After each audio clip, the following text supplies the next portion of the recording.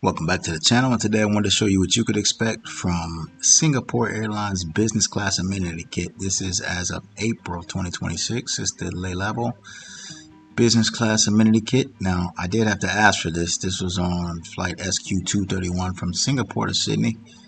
It's honestly, it's a bit scarce, the amenity kit. So really, you're just getting Le products. So you've got the hand lotion there, because there's no socks in the kit.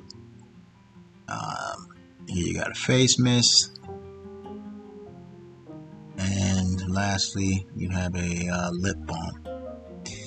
So you got three things that you get. Now there was an eye mask at the seat already, so this isn't in the amenity kit. So this is something that was sitting there separate. This is what was at the seat. So really the main thing missing is socks, toothbrush, toothpaste kit. So it's a bit scaled down there, the amenity kit. So it's really more so just to showcase the Le products. Maybe that's the idea, that they didn't want other stuff in there. I don't know, but yeah, let me know what you think. As always, I appreciate you guys watching. Please hit the like button, subscribe to the channel if you haven't already, and share this with a friend. Thank you.